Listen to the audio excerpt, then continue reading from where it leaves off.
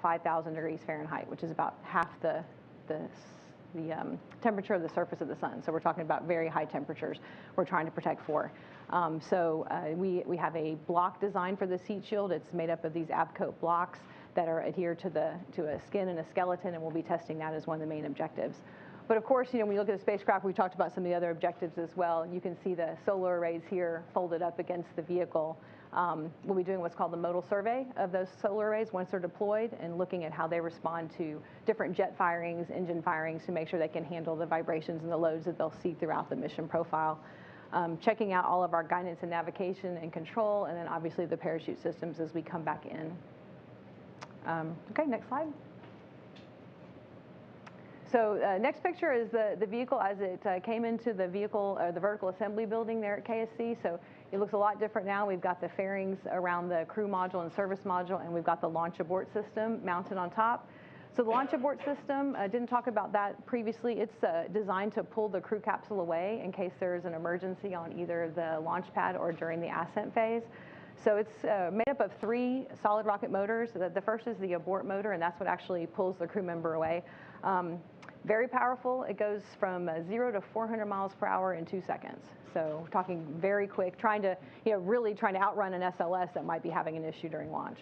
At the top of the last system is the attitude control motor, and that's what's used once it is separated from the hazardous event. It steers the crew module away and allows it to get to a safe location.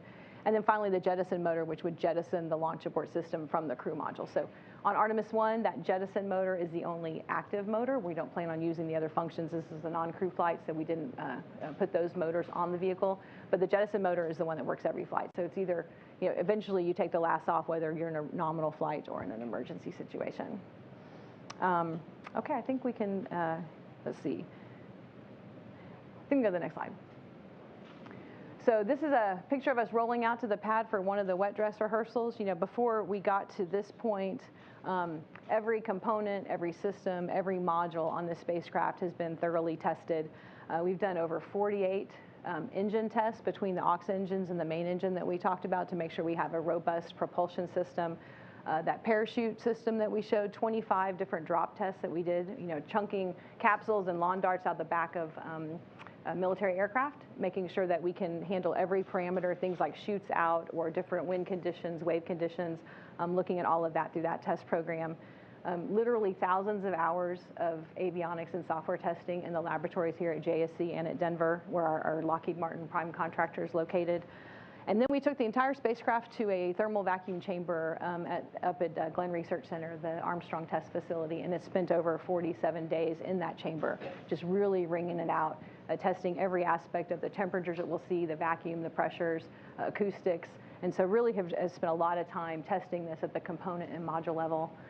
If you've been following Artemis for a while, you also know we did 3 flight tests. We've done 2 complete flight tests of our launch abort system. So one was a pad abort 1, which was looking at performance from a pad escape, and one was the ascent abort 2, which was looking at it during that very dynamic phase of the ascent.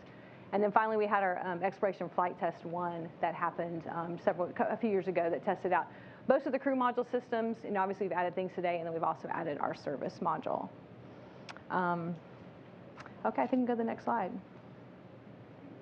So here we are on the pad. This is the last picture we took before we rolled back into the VAB, and I just love this photo. It gives me chills to see this moon in the background, our destination sort of calling to us. Just a huge amount of collaboration, testing, and energy and effort that's gone into putting this together. We've had over, I'd say 3,000 to 4,000 suppliers in every state of the United States. So really just a huge effort across our country. Also have a very strong partnership with our Europeans on the European service module. So I didn't talk a lot about the service module. Our Philippe Delou, who's the manager of the service module program, is online, so I'll be handing over to him to let him talk through the details there. But we're rolling out on the 18th and just looking forward to this flight and everything that we'll be learning from it. So Philippe, if you'd like to talk through the service module, that would be great. Thanks. Yes, thank you, Debbie. So we also at the European Space Agency are very excited about this upcoming mission, which will be let's see, coming with after 10 years, we started this program.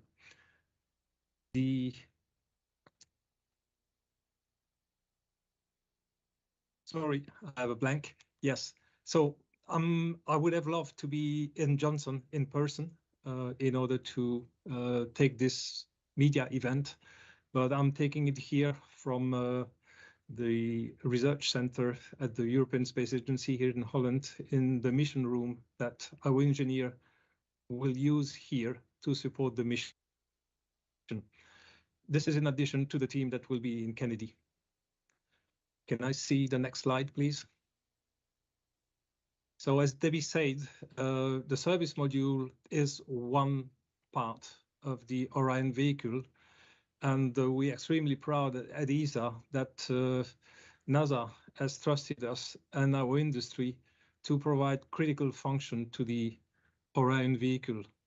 Those critical functions are the propulsion, the thermal control system, the power generation, and the storage of consumable for the crew.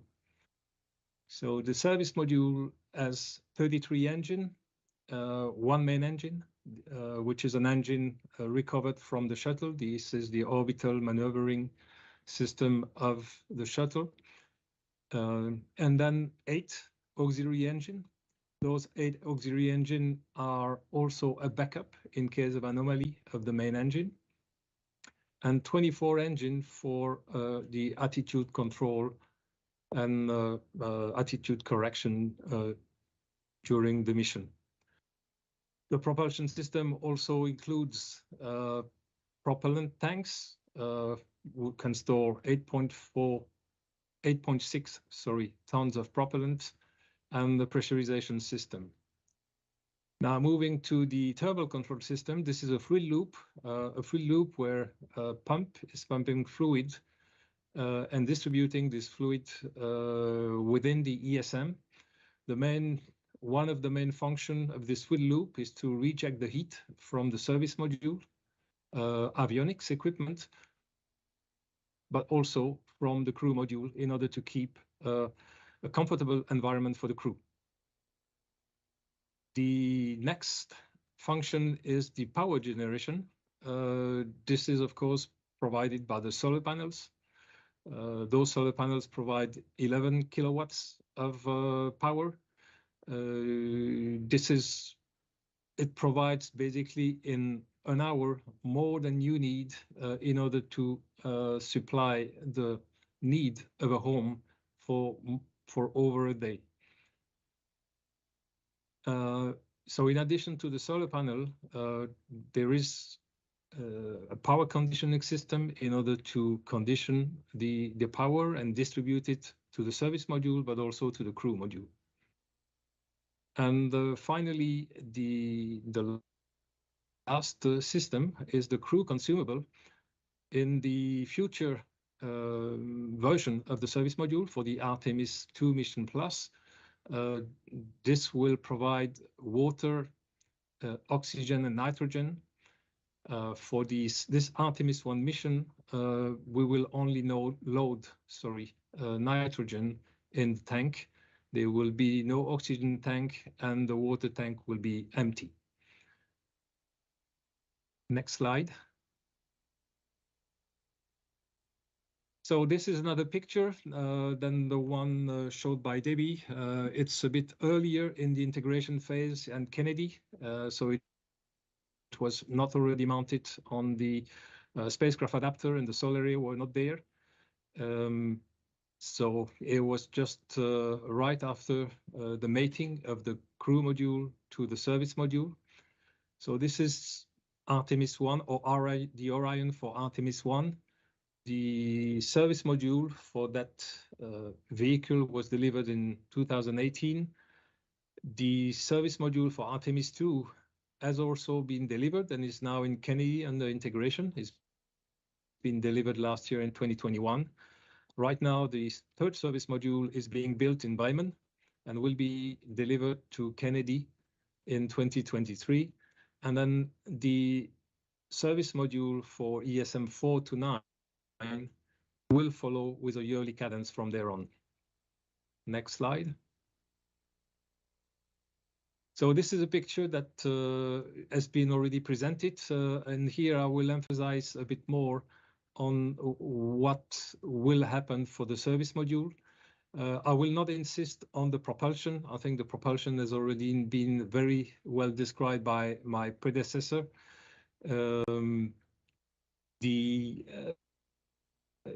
I presented 4 functions of the service module. Those 4 functions will be verified once on orbit. For example, for the thermal system, we will check out that everything is functioning nominally. We will also verify that our prediction of the thermal behavior of the vehicle is as expected, or whether there are things that we did not predict properly and will need to adapt or correct to validate our prediction. Same thing for the power system. One feature which is unusual on the spacecraft is that the solar array has 2 gimbal axes. So not only you can track the sun by rotating the solar array on their axis, which is usually what other spacecraft do, but also you can cant the solar array forward and backwards. And this is needed for 2 reasons. One reason is during the big burns, because structurally the solar arrays would not be able to withstand the loads if they are at 90 degrees of the service module. But second, it allows to have a better tracking of the sun when the vehicle needs to have a specific attitude, for instance, when the vehicle will be approaching the gateway.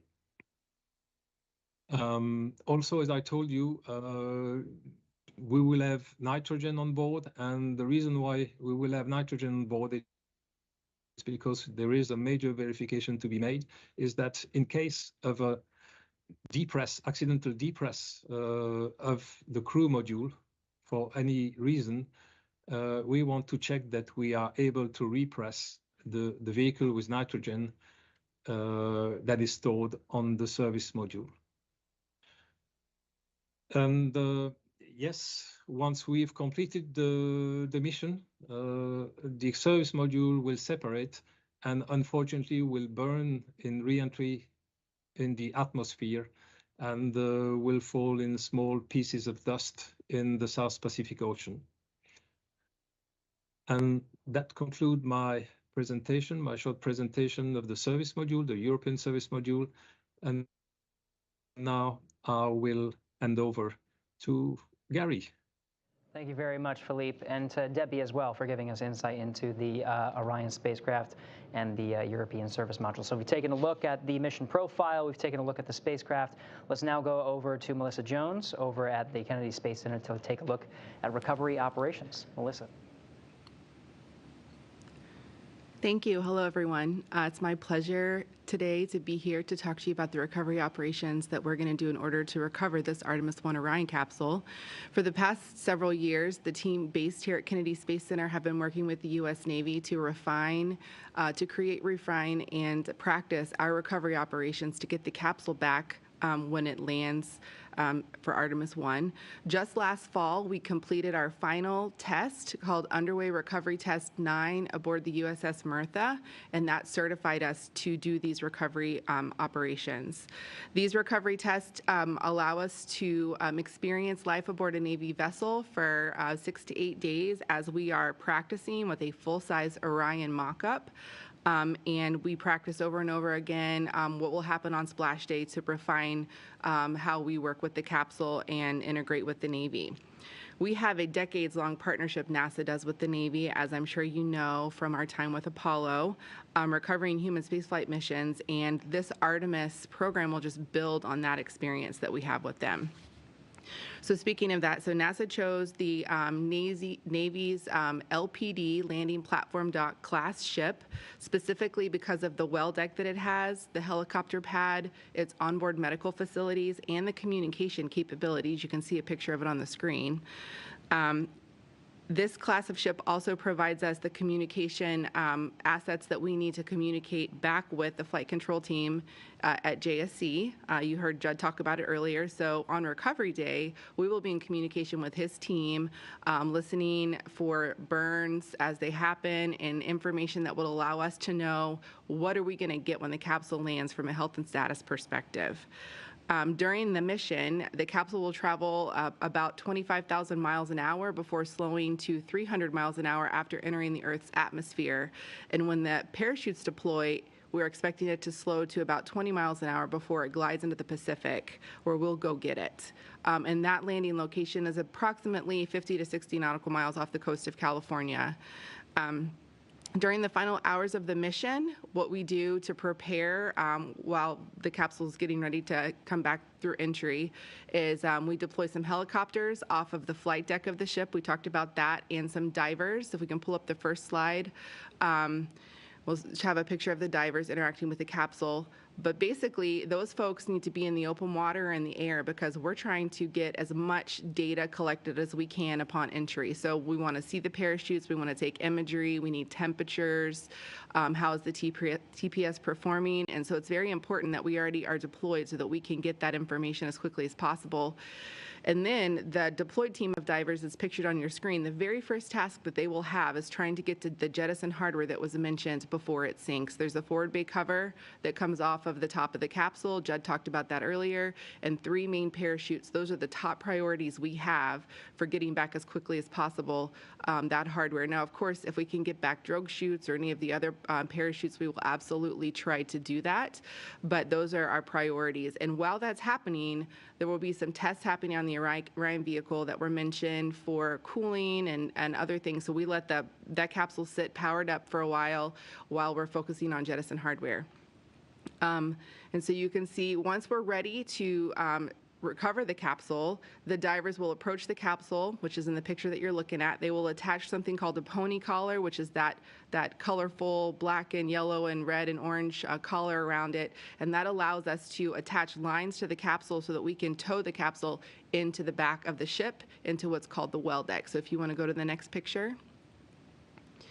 You can see that all of the lines are attached, and we now have a ship that the picture is actually being taken from a rib, which is a rigid hull inflatable boat where the Navy is holding the capsule from the back, and there are lines being attached to the front from the ship, and then we will tow that capsule into the well deck where we will hold it steady while the Navy drains the well deck. If you want to go to the final picture, you can see a copy of what it looks like inside, a picture of what it looks like inside. And you can see there's a lot of water in the well deck. We flood it. The Navy floods it. They drop the stern gate, pump a bunch of water in there. That allows us to pull the capsule in. And then in the front corner of the screen, you can see the yellow there. That's underwater, but that's the Orion Recovery Cradle Assembly. And we will hold the capsule steady with those lines while the Navy pumps all the water out of the well deck and softly land the capsule in that cradle. This whole timeline will be probably 4 to 5 hours long, which is a lot longer than it will be for crew. But this objective for this first mission is data collection and engineering data that will allow us to fly crew on Artemis 2. And so we are very careful with all the TPS, the heat shield, all of the things that the Orion program needs to do to look at this capsule to say, yes, we think we can fly crew on the next one. I think that's probably enough data for now. I'm sure we'll get into some more details during the question and answer period. I'm going to hand it back over to Houston at this time. All right, thank you very much, Melissa. Now you're seeing the Artemis 1 mission from end to end. It's testing the Orion spacecraft that will eventually carry humans to and from the moon, and those humans are training as we speak. So to talk about the humans that will make that journey, let's go over to Reed Wiseman. Hey, thanks, Gary. Thanks to everybody. This is unbelievably exciting to look at the Artemis 1 mission in so much detail. Obviously, we don't have crew on the first flight, but we have 42 active astronauts here at Houston, 10 astronaut candidates, and we'll be beating down the door for Artemis 2 and beyond. When we think about Artemis, we focus a lot on the moon, but I just want everybody in the room and everybody watching to remember, our sights are not set on the moon. Our sights are set clearly on Mars. And everything that you're thinking about today, everything that we're going to do on Artemis 1 leads to Artemis 2, which leads to Artemis 3 when we hope to have humans on the surface of the moon. But Artemis 3 is leading to the rest of the Artemis program. The first woman, the first person of color on the surface of the moon, and then the first humans tracking out to Mars and putting our footsteps in building science laboratories and inhabiting another planet. To me, it's just the most awe-inspiring moment that we have had here at NASA, and I love working here right now. It's an honor to get to do so.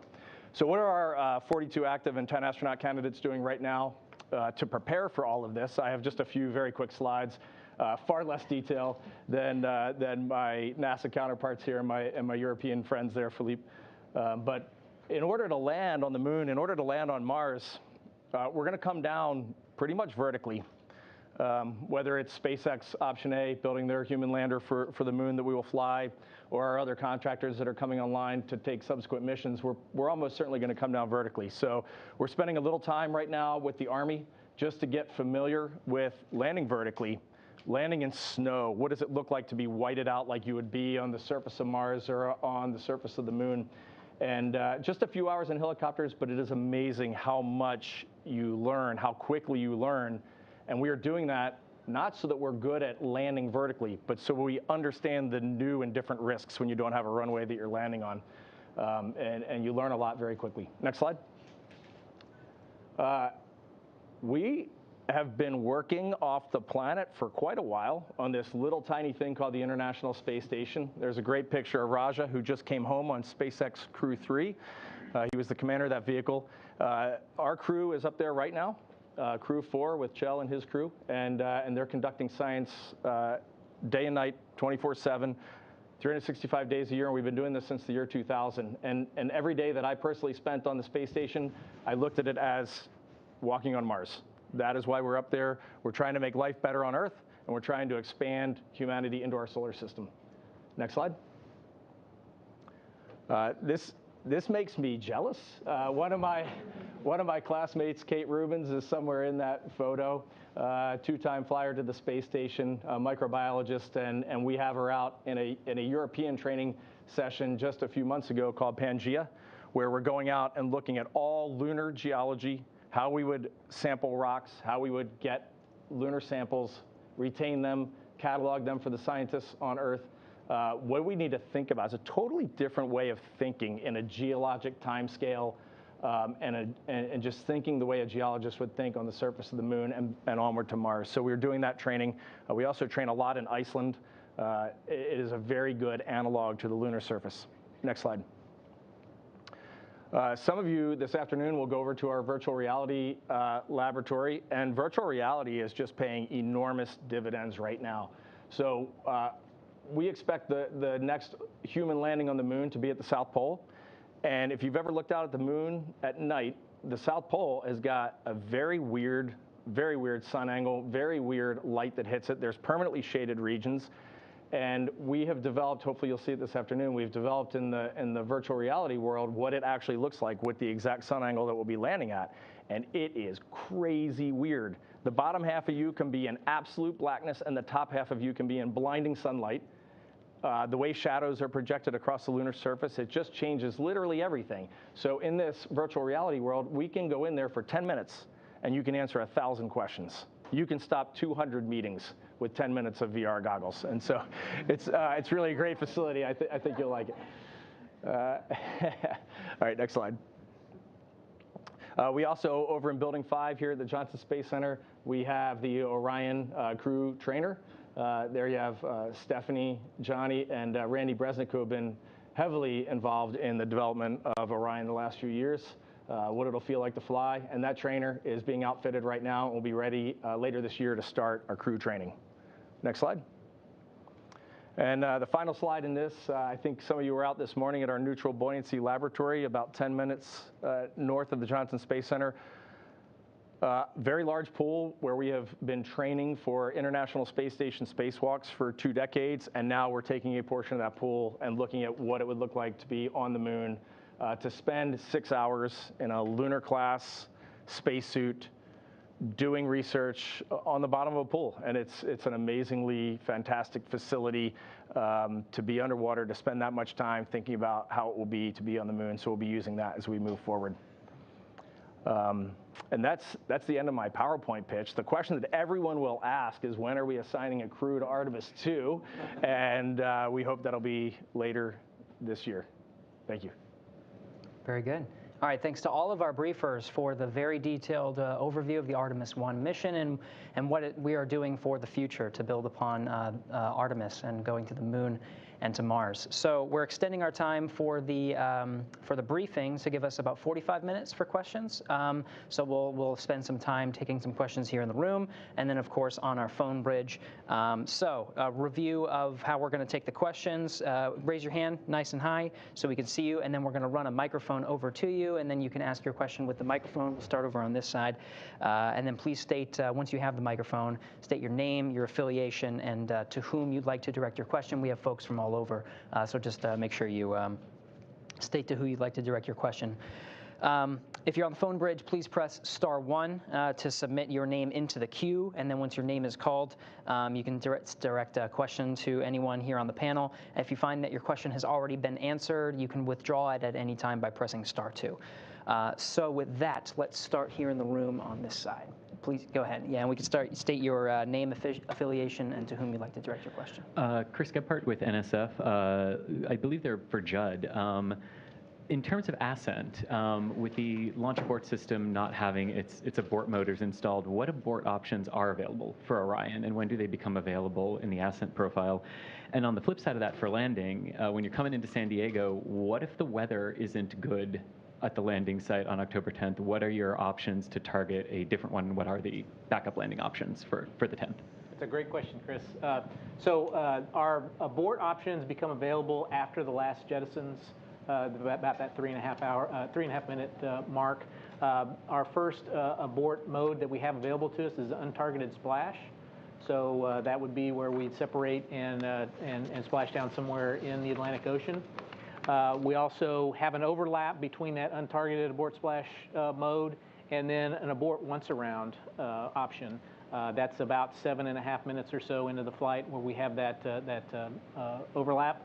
And the abort once around would take the capsule and put us off the coast of California in the Pacific. Additionally, we have, once the solar arrays are deployed, after about that 18 plus 12 minute mark, we have available to us, should something go wrong with the upper stage, we have the option to abort to orbit. So we'll do an orbit. Obviously, we wouldn't be going to the moon in that fact. As far as your question on entry, what options do we have for abort landing for weather? Once we do our deorbit burn back at RPF, return power flyby, our trajectory along the Earth's surface is fixed. So the only things that we can do to modulate is to land a little longer than we intended or land shorter than we intended. So uprange or downrange. And so we have several sites within 1,200 nautical miles of San Diego that we'll be looking at to make sure we can, and we're 90% confident that we'll be able to find one that will fit all the conditions that we need to splash down. Melissa didn't mention this, but 3 days out before splashdown, her recovery team is going to be halfway between that 1,200 nautical mile and San Diego. And so once we have a better idea what the weather's going to be like, we'll either send the recovery forces inland, or if the weather's bad inland, then they'll proceed outland. Okay, yeah. Hi, is this working now? All right. Hi, my name's John Moan. I'm a correspondent for Newsy. And again, apologies for the redundancy here. Once we get all the data from this unmanned mission, what's a refined timeline for when human beings are going to be going back to the moon? You want to answer that? Or? Yeah, Yeah, so after Artemis 1, the next step will be Artemis 2, which is planned for 2024. So that'll be our crewed mission. We'll take all the data from this flight, The Artemis 2, you saw pictures of the European service module for Artemis 2 has already been delivered. The crew module and the launch abort systems are already well on their way of being fabricated down at Kennedy as well. So we talked mostly about Artemis 1 today, but those vehicles are already rapidly being built. Plan to hand those over to our ground support friends in mid-2024 and launch by the end of 24 for crew. As far as Artemis 3, targets in 2025, so we're trying to do annual missions after that. It's kind of outside the scope of this briefing because there's a lot of other components that have to feed into that. But in terms of the Orion vehicle and the launch system, those are both targeted to be ready by then. Mark Carreau with Aviation Week and Space Technology, and my question is for Rick LeBrode. How will this mission inform Mission Control and the team to prepare for the crewed flights, either 2 and 3? I guess what I'm saying is, what will you guys be focused on to make sure that you've got the bases covered for when you have a crew? Yeah, that's a good question. Excuse me. So right now, all the performance data that we have of the vehicle is test data that Debbie talked about. We supported all those tests, but it's all either test data or models, theory. And this mission is going to inform all the models. We're going to see how the vehicle's going to really perform in the environment that we're asking it to perform in. And so all that information is going to be knowledge that we're going to gain. We're going to be updating all of our procedures and our documentation to make it more accurate as to how that vehicle is going to operate. And that's just going to make us smarter controllers for when it is time to put the crew on the vehicle. Irene Klotz, also with Aviation Week, probably for Judd. After the perigee raise maneuver, how long before the TLI burn might there be to have Orion stay in Earth orbit if there's some issue? And also, what's the battery life on Orion before the solar arrays need to be deployed? Great questions, Irene. Let's see. So first question on perigee raise maneuver, how long can Orion stay on board orbit if there was if there was a problem? So if there's a problem with the upper stage, Orion still has the OMS engine available to it, so we can circularize, we can raise its perigee if we need to on its own, so we can perform an orbital insertion. Although in that case, we're likely not going to the moon. Does that answer your question? No, if there's the upper Can you stage. pass the mic down? Thank you. If the upper stage is available, but some other issue comes up where you're not burning according to your nominal timeline, is there an option to delay the TLI burn? That's a great. Okay, I understand your question now. No, there's no option. So the upper stage is pretty much a fire and forget vehicle. If it doesn't perform the perigee raise maneuver, or if it doesn't perform the TLI maneuver, Orion does not have the commodities to get to the moon by itself. So it has to be put on that TLI burn by the upper stage, and it has to be at the times that we prescribed. Your second question about the batteries, how long do the Orion batteries last before the solar arrays? They can last about 45 to 50 minutes, or a little bit in that hour time range, just enough to get to the abort once around, should that be needed. Hi, Robert Perlman with Collect Space. One for Rick and one for Reed. Rick, realizing there's no crew on board, how is the flight teams going to be referring to the vehicle when it's in orbit over the loops? Does it have a call sign, or is it Orion, Artemis 1? And for Reed, are there members of the astronaut corps who are assigned to specific technical roles for Artemis 1, supporting either as a Cape Crusader or on reentry or in mission control? Mine's easy. It is Orion. We'll refer to it as Orion. Mine is more complicated. Many of these people you know well. Stan Love will be working in mission control. He'll be following along as if we had a capsule communicator on console. So Stan will be looking from mission control perspective. Randy Brezick has been following Orion on our technical side with the Orion program for the last few years, so he'll be looking at the technical aspects of the mission. Joe Acaba is our VIT chief, so he will be down at Kennedy Space Center looking at all of our processes leading up to the pad, and then also on return. And then I will also be at Kennedy for launch, looking at where will we be putting family, where will we be in launch control the day that crew is on board the vehicle, and I'll be there with our flight ops director, Norm Knight, as we do that. That's the small scale, but also understanding that this Artemis 1 mission gets everybody fired up. So there is a large press element. So you will see astronauts all over with the administrator. We'll be doing a lot of interviews, especially I know this afternoon, a lot of folks will be touring you around as you're going through Johnson Space Center. So we'll be all over the place, but for the technical roles, those are really the folks we have assigned. One quick follow-up. So I said Orion, which that's what we'll call it, but we do have the crew module and the service module, and a lot of the systems are like there's a prop system on both modules. So we would then refer to it at the crew module or service module level. Thank you. Tarek Malik with Space.com. I believe I have one for Reed and maybe one for Melissa.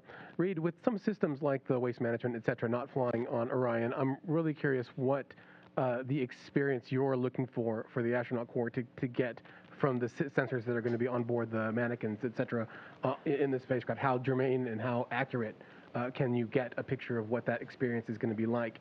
And for Melissa, on recovery, with an extended retrieval time for the testing, what's the target recovery for an actual crew that you're going to want to aim for? Thanks. From the crew on board standpoint, I got to be honest, the thing I'm most looking for is how does this integrated system work? How does the core stage vehicle dynamics work on ascent? I know that will all be good. How does the ablative block heat shield architecture work on reentry? That is something we'll be watching. For the ride inside, we've been working on this vehicle for years. We've been doing egress training. We've been looking at the waste facility, the exercise facilities for years. That is not what we're looking to get out of Artemis 1. This is a robust vehicle. It's built to go to deep space. It's going to be ready for crew when we're ready to fly there on Artemis 2 for sure. Yeah, I might add, on Artemis 1, we are flying, like I said, some payloads that will help inform our models and make sure that the design that we have predicted is actually realized during the flight. So, the kinds of environments we're worried about, radiation, vibration, accelerations, all those things we're measuring in the vehicle. The heat shield has hundreds of sensors embedded in this abcoat block. So we'll be collecting, actual temperatures at actual locations, different depths, different locations. Same thing with the landing loads. We've got sensors that are picking that up. So really, I think, in terms of crew protection and crew occupancy, it's really about validating the design so that we're ready. These other systems like waste management, galleys, exercise, we do have a lot of those capabilities to test on the ground. We have crew over all the time testing out those facilities. If you're going to Building 9 later today, you'll see the mock-up, and there's all of those capabilities in there. As well as the vehicle that we're building up now for Artemis 2 already has the waste management system has been installed for a year. So we and in terms of that one specifically, that same waste management system has been flown to space station. So Reed mentioned about a lot of the stuff we do on space station informing our data. We use that as a test bed all the time to prove out the things like fluid dynamics you really want to test in zero gravity, right? So the waste management system's on board today. We did have another second question from Melissa. Let's go over to Melissa. Hi, that was a great question. So our requirements for getting crew to medbay is 2 hours. I will tell you that our estimates think that we can beat that pretty significantly. We think we're looking at about 80 minutes. I will tell you that, however, the capsule that you saw in the picture that we showed you does not have an interior, and the trainer that we're using to refine those egress procedures with the DoD and timing is almost finished. It's actually going through final stages of verification and validation. So as soon as Artemis 1 is over, the very first underway test we will embark on with the Navy will have that new capsule that has a hatch and seats in it, and we'll start refining how quickly we can get to the capsule, open the hatch, get the crew out, and get them to medbay on the ship. So estimate is 80 minutes at this time, but we think that we can beat that and refine those procedures. Excellent. Let's go back in the room. Gina Sinceri, ABC News. I think this is for you, Rick. If you launch at 8:33 a.m., it's a 42-day mission. If your launch slips in that window, how does the mission duration change and why? Okay. Actually, the mission duration doesn't change at all. It'll force our team to do a lot of replanning, but for the most part, the mission is identical. That's the beautiful thing about allowing for a 2-hour launch window. It gives us flexibility for the launch teams to successfully launch, and we can still execute the same mission. The primary burns may slide on the order of minutes, but pretty much the mission will be the exact same.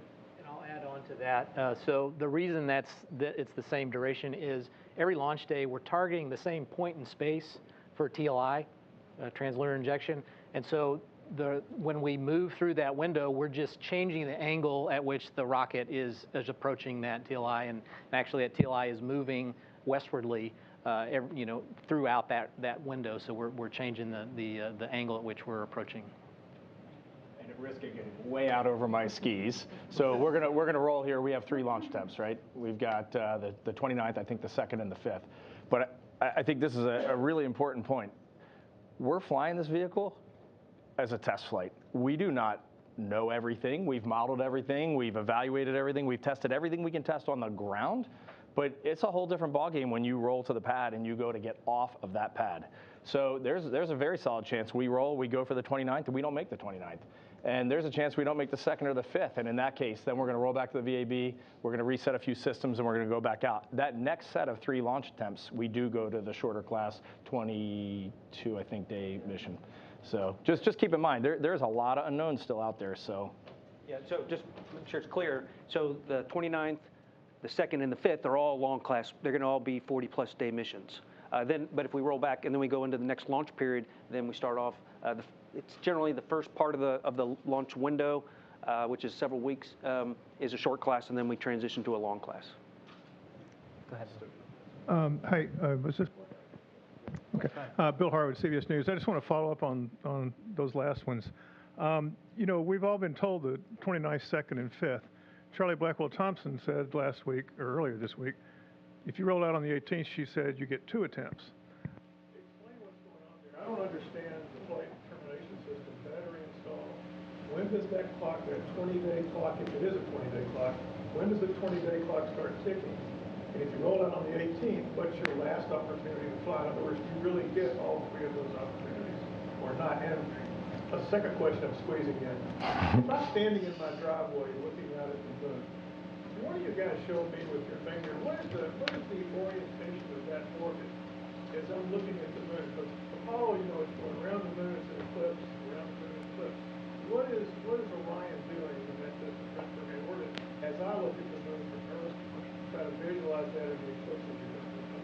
Sorry for too long. That's good. No, that's a great question. I'll take the first one. If the briefers can reiterate the question, we actually didn't capture that for TV, Okay. So just a quick reiteration and then answer it. Thank you. The first question that Bill had was, what is the actual constraint on the flight termination system, and where does the 20 days that Charlie Blackwell-Thompson talked about come from? And where does the clock start? So the clock starts during their processing in the VAB.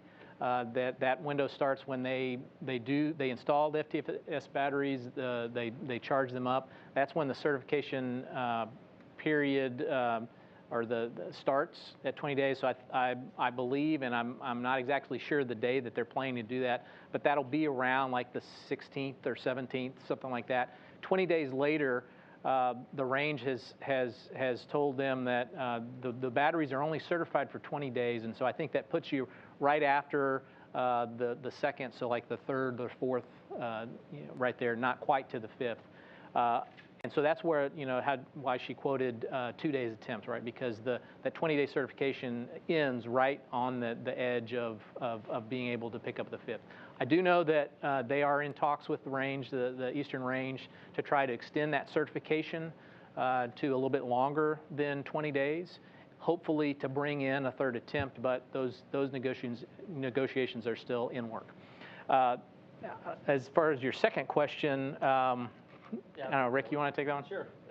Your reference from standing on Earth watching it is very similar to what the Apollo trajectories looked like, in that it's in the Earth-Moon plane. So as we fly by the Moon and do that outbound powered flyby, like we'll be on the backside, and we'll lose comm with it, and then it just goes up, and we'll stay in that plane, and it's doing a big orbit around there. So when we do that big orbit, that first 6 days, we're going to have a loss of comm for on the order of 3 hours, because the Moon is blocking the pathway to the Earth. So it's very similar to Apollo, just a lot farther. They would go in lunar orbit, and we're going to be that just distant reach. Yeah, it all depends, but yes, probably. Hi guys, Tom Costello with NBC News. Thank you for a terrific briefing. Thank you very much. I had a couple of quick follow-ups. You had mentioned that there are 2 blackout periods on reentry, and I'm blackout for comms. I'm curious why that is. Shuttle, as I understand, did not have any blackout periods. So what's changed? Is it the reentry position? Is it the speed? Why 2 blackout periods on reentry? And then the second one is, if there were to be a reason to abort on liftoff, any chance at all of aborting to the space station, or is that not possible at all? Thanks, Tom. Good questions. As far as the blackout period, the orientation of the antennas, that all has to do with why the shuttle didn't have the blackout. Originally, early on in the shuttle program, there were blackout periods until they were able to get antennas on top of the shuttle to look up at the teeter satellites. As far as the double blackout, it's just antenna orientation, and there's lots of plasma coming around. The vehicle. I believe the Soyuz is the same has the same issue, right? There's a period of time where there's blackout due to the plasma field. As far as your second question, no, there's not. It's not a possibility to abort to the space station. It's not even anywhere near the same orbit. Okay, so it's good. Okay, Joanna Pinkward from Polish Public Television. The question will be for Reed. Do the astronauts from Artemis mission need some different training than other astronauts who are flying for the ISS or something like that? And how old are they? The way I look at it is, right now we have 42 active NASA astronauts here. Artemis is an international program, and we'll be flying colleagues from around Earth on this vehicle as we move forward. Right now, every one of our astronauts is eligible for an Artemis mission. So if you get assigned to a space station mission, you go into a space station training track. If you're assigned to an Artemis mission down the road, you'll go into a very specific Artemis training track. While we're not assigned to those missions, I personally want our astronauts to be as well-rounded as possible. Even though you may not walk on the moon, studying geology in Pangea helps you when you're on the space station looking down at our Earth, looking at the geologic processes that you get to see for 6 months or a year when you're looking down. And the thing you never get with robotic missions are these eyes and this brain. And we can think up some crazy things when we are left to be a little bit bored. It's just amazing what you get to think about on the space station for 6 months when you look down at our beautiful planet and watch it orbit the sun and see how it changes. So I say we're all the same until you get assigned a mission, and then you go into a specific training track. And for age, we have anywhere from late 20s all the way up to mid 60s. And as long as you are healthy, there is a tiny bit of medical testing on us. As long as you are healthy, then we're going to load you in a rocket and shoot you off the planet. And walk on the moon. And walk on the moon, and then onto Mars. Good morning, Jeff Faust of Space News. Artemis 1's flying the distant retrograde orbit, which is not an orbit that you're planning to use for future Artemis missions. I wonder if you can talk about some of the benefits and trade-offs of flying DRO versus the near rectilinear halo orbit that you're going to be using for Artemis 3 and beyond. And also the difference between the short and the long class missions. Are there mission objectives that you would be able to achieve with a long class mission that you would not be able to achieve with a short class mission because of less time in the DRO? I'll take a shot at that one. So I'm very focused on the Artemis 1 mission, so I don't have a lot of knowledge about the other Artemis missions. But I think the knowledge we'll gain from getting to the moon and getting back, how we're going to build trajectories and burn plans to do that. And that's exactly what we're going to use once we get to the moon in order to get into these specific orbits around the moon. So Artemis 1, albeit it's very different from as you alluded to, we'll still gain all the knowledge for how this vehicle is going to operate as far as the burn plans and targeting these special burns that put us in these different orbits once we get to the moon. For your second question regarding the difference between the short class and long class, actually, we will be able to accomplish all of our mission objectives on a short class mission. They'll be closer together, but we will be able to accomplish all of them, even on a 26 to 28 day mission. The challenges we have to deal with is we have thermal constraints where we can go out of attitude to do some of these activities. But once you go out of attitude, you're limited to 3 hours, and then once you come back into attitude, you have to be tail to sun for 10 hours to get the thermal recovery before you go off and do another one. So to plan all these activities, these events, to ensure that we can meet all the objectives, it's a very tightly choreographed timeline to ensure that we meet all the thermal constraints. But we've built timelines for the short class missions, and we can meet all our objectives. And I'd add on the distant retrograde orbit, because of the Moon-Earth gravity interaction with that orbit, we can stay in it. It's very stable. It takes very little prop to actually stay in that orbit. So that's one of the advantages of being there. We can get a very long mission, really wring out the systems. Whether it's a short class or a long class, it's going to be quite a bit longer than the first crewed flight, which is targeted 10 to 12 days, something like that. So we're getting this very long orbit. We can really wring out the systems without a whole lot of prop load just to stay there as part of it. And then looking forward for the NRHO for Artemis 2 and beyond, the advantage of that orbit is that it's always facing the Earth, right? So you have something that's always facing the Earth, and it'll allow several different types of vehicle, whether it be Orion or the lander, to rendezvous with the gateway and then go to the moon surface.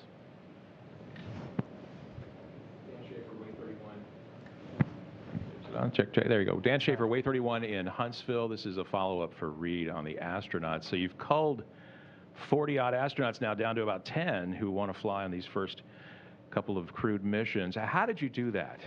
Oh, we have definitely not done that. So we have 42 active astronauts, and then earlier this year, some of you folks were here, we announced our latest class of astronaut candidates with 10 Americans from across our country, all walks of life, to join our Corps, and they're in their initial training right now. When they graduate in about 18 months, then they'll come into the 42 active astronauts with us. Right now, we are truly, we have not made any flight assignments. We have not necked down who is going to do what missions at this point in time. We want to watch Artemis 1, and then we want to make the right smart decision when we assign 2, and then eventually 3 and beyond. Thank you so much. Roseanne Aragon with KPRC. Thank you so much for making time for us. I have 2 questions. The first is for Reed. We know the Apollo generation is watching, and this means so much to them. What is your message to those who worked on the Apollo program and how their expertise contributed to what you're working on today? What I would say to them is thank you.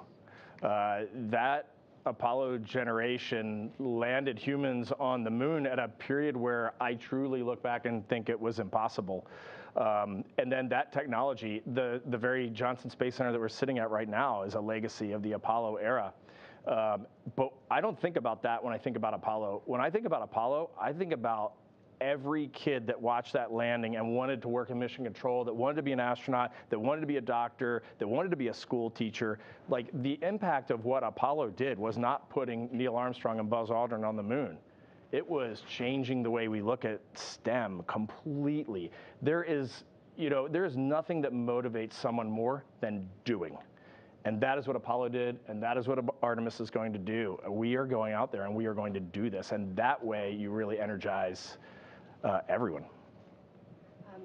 My second question is more of a technical question. I see a lot of big mission objectives here: testing the guidance and navigation control, seeing how the orbital maneuvering system does, making sure you nail the return power flyby.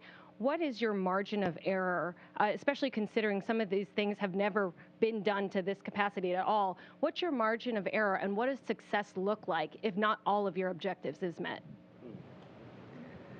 Okay, well, the margin of error is small, but those trajectory correction maneuvers that I'm talking about, they're what are going to ensure that when we fly by the moon, we're at the right altitude and we don't run into it.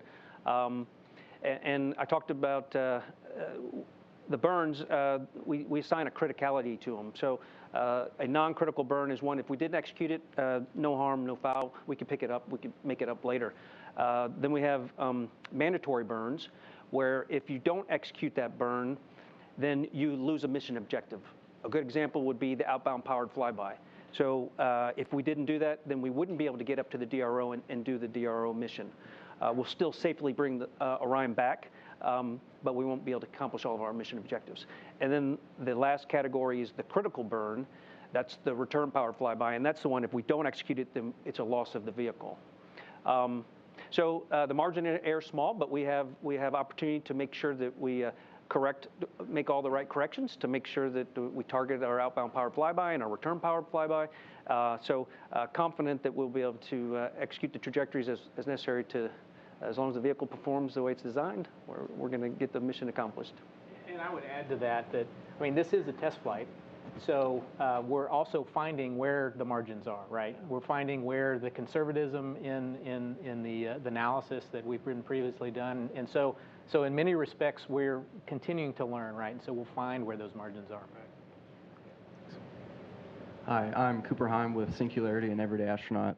Apollo had Hasselblad as the camera on the moon, and I'm curious to know, does Artemis have a camera? Actually, Artemis has a lot of cameras.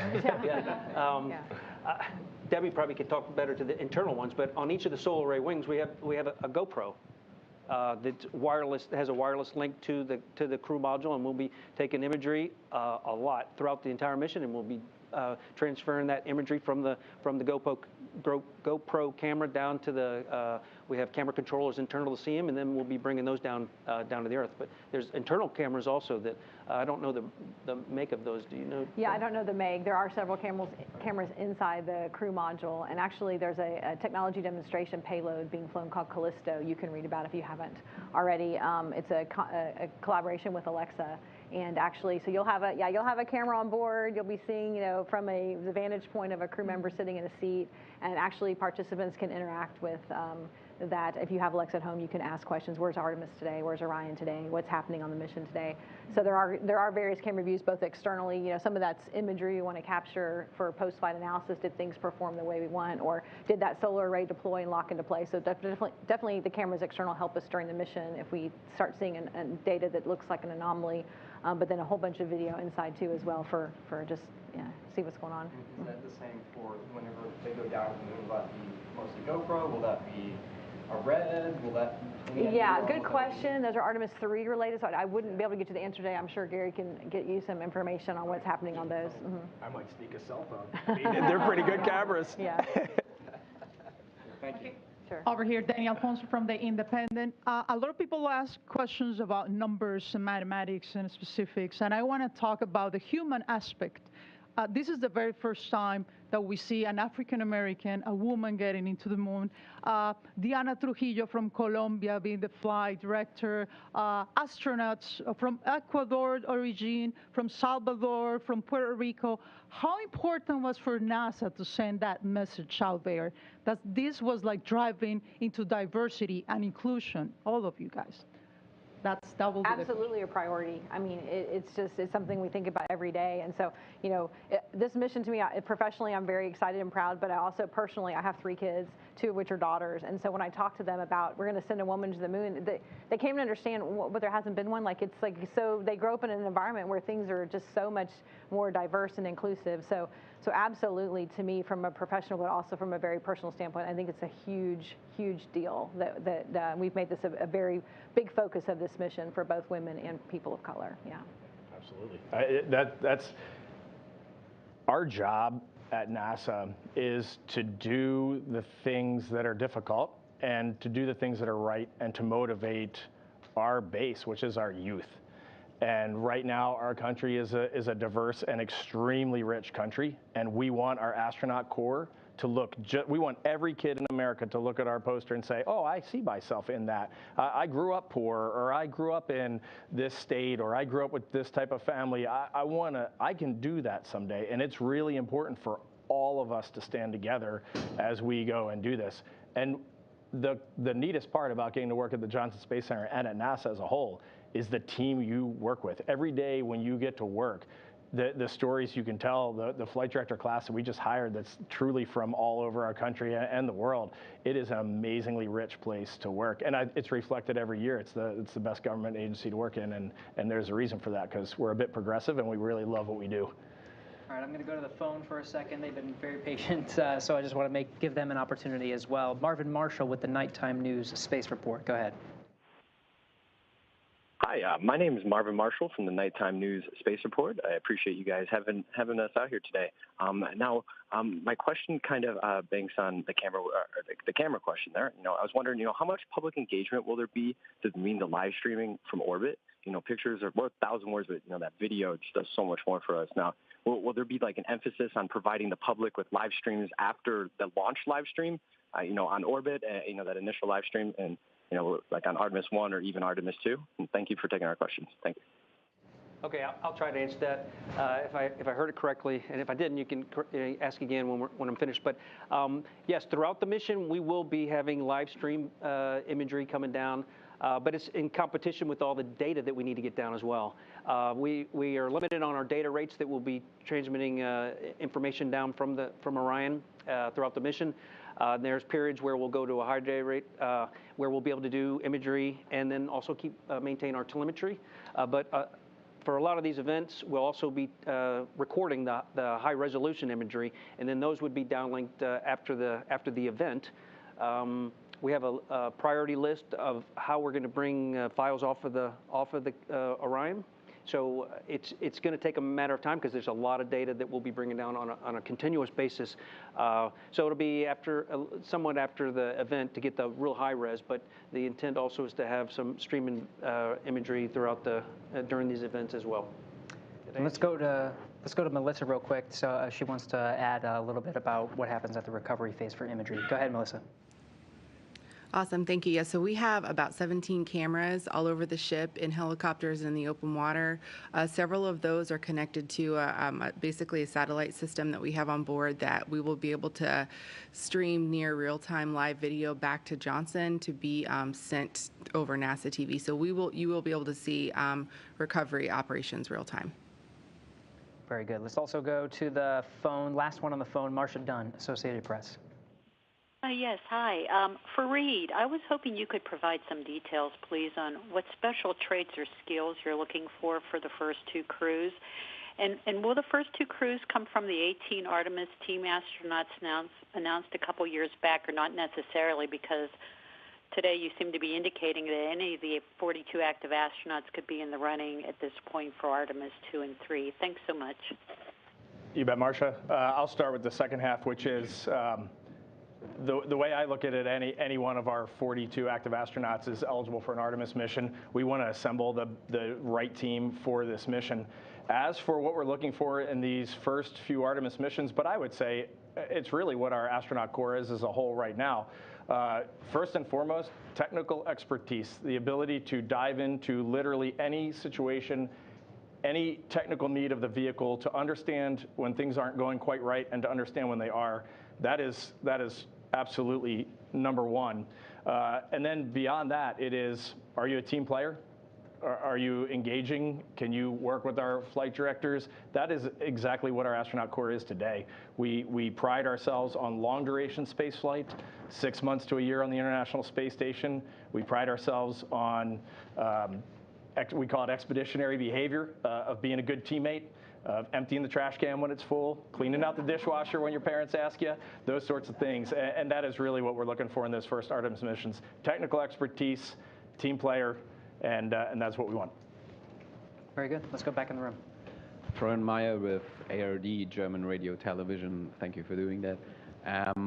I wondered if there are, since you made it clear that Artemis 1 is about collecting as much data as possible, are there any moments or points throughout the mission where you're going to push the SLS, the Orion, closer to the limit than you would normally do when humans are on board? I would say Probably not to any extreme events. We have, most of our testing on the ground covers those extreme corners. So when I talk about like parachute testing, a lot of parachute testing with a drogue out or a main out, what happens when that happens? So we try and catch the corners of the boxes through our ground testing. So I think, we're looking, but we use that ground testing to build models on how the system's going to perform across all environments. So really during the mission, we're capturing the data so we say what environment did we really fly in, and then did the response, in that environment, did the thermal and the pressures and the temperatures or the vibrations or whatever we're collecting, did it match the model predictions that we have based on all of our test data? So that's where I think we are. I think there probably are some operational things that we'll be a little more aggressive about because we don't have a crew, and our number one objective is to get the heat shield data, right? So there might be, let's go for TLI, which we maybe wouldn't have been the call if you had crew on board, but because that is our primary objective, absolutely, we might take a little more, I wouldn't say risk, but, a little more flexibility there, but I'll let to elaborate on that. I think it's a good point. We established a philosophy on the planning stages of this mission that we would accept more risk. So during the LEO phase, the low Earth orbit phase, before we do that translunar injection, if Orion sustained a failure that it rendered it zero fault tolerant to being able to safely recover and retrieve the capsule, we're going to lean forward and we're going to press and we're going to execute the translunar injection just so we can achieve the number one mission objective, that getting that heat shield data. While we get that, we'll also be able to pick up most of the other ones as well. We'll be able to operate the vehicle in space. We'll be able to, Melissa and her team will be able to get on site and recover it. Because what we'll do is we'll burn the translunar injection and then we'll select an early return trajectory to bring Orion back quickly. We won't make it to the moon. We may do a lunar flyby depending on the nature of the failure, but that is so we can get that number one priority objective and then safely get the vehicle back. And then on the SLS side, we don't have automatic aborts. So we'll have automatic aborts that for the crewed vehicle. So they're all manual aborts at this point. So we're leaning forward in that aspect for the SLS as well. And I guess one other item, Melissa may want to jump in. After the reentry and splashdown, she mentioned that they have up to 2 hours from a requirement standpoint to get the capsule in. Obviously, think we're going to beat that. But I think on Artemis 1, we are leaving it in the water for 2 hours. We're doing a thermal soak back. We want to understand what is that thermal environment inside the capsule when we finally have crew in there on Artemis 2. Did we predict correctly? Because they're going to be in suits. How long can they stay in suits and stay cooled? So in a case like that, we are pushing beyond what we expect on the mission just to collect the data again to validate the design. Yeah, let's go ahead. Hey, thanks. Joey Roulette with Reuters. If I remember correctly, there's going to be 2 mannequins that are female and 2 that are male on Artemis 1. And I guess this is for Debbie or Reed. Is there a difference between how astronauts respond to radiation on the capsule? And if so, how? And what changes will you make to either the spacecraft environment or the spacesuit, if depending on the results? So I think, and I'm not fully up to speed on all the payloads, but there is one full mannequin called Munikin Campos. It was a naming contest that happened several months ago. And then there's these 2 called Phantoms, which are just torsos. One's going to be wearing a radiation protection vest, and one is not, so kind of comparative. Radiation does affect women, obviously, differently than men. I don't know if there's something else from the crew standpoint you want to mention, but we're collecting the data to understand, did the protection of the vehicle provide what we expected? So we used to have, I won't call them draconian, but maybe I said the word, some radiation limits that were definitely different for men and different for women. And we have worked very hard through our agency, and we've gotten some outstanding leadership at headquarters right now, and we have equalized all radiation limits. It does not matter whether you're a man, whether you're a woman, it is the exact same. And our end goal is, the United States of America is half men, half women. Well, space should be at least that. And so if we cannot make these spacecraft equitable and we can't fly any type of person on them, then we need to look at our systems and reevaluate. So from where we stand, there's absolutely no difference. All right, last question. Yeah, Scott Johnson with Spaceflight Insider. I think the rollout is about 13 days away, and then hopefully we have a launch in about 24 days. Are there currently any issues being worked on the vehicle and the VAB that would affect either of those 2 dates? I can speak from a Orion perspective. The answer is no. We are ready to go. The vehicle's powered down. I think today we're closing the hatches in a couple of days. to prepare for rollout. When it gets out to the pad, the hatches are opened again for some other late load items. But from an Orion standpoint, we have some minor what they call non-conformances when we process the vehicle at Kennedy. But it's things like touching up little paint or things here. So nothing right now on our list that's holding us up. We just completed our JSC Center Director pre-FRR, pre-flight readiness review yesterday and successfully passed that. So we're good to go. I can't speak for the rocket. I don't know if you guys have more. I'm not aware of any issues on the rocket that they're working at this time. And we'll go to Melissa to talk recovery ops. Hey, I was just going to comment on the question. I am here at Kennedy. I do share a wall with Cliff, who is the one who's getting us ready to roll out. I could tell you that we, at this time, are not working any showstoppers. I can't give you any technical details on any of the nonconformance we have, but we're looking pretty good right now for holding both of those dates. Excellent. All right, that'll wrap up our time for questions. Thank you all for submitting your questions and to our briefers for taking the time to do a detailed brief of the Artemis 1 mission. You can follow more about the mission on nasa.gov/Artemis-1. All these charts that you saw during today's briefing will be available online, so we can point you in the direction if you're interested in those. Thanks again for joining us. That'll wrap up today's briefing.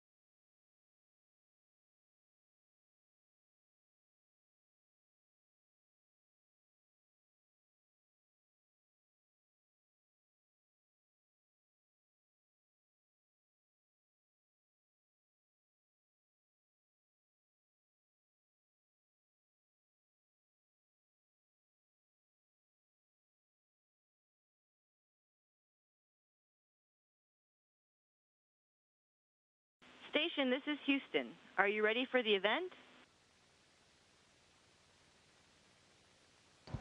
And station's ready for the event.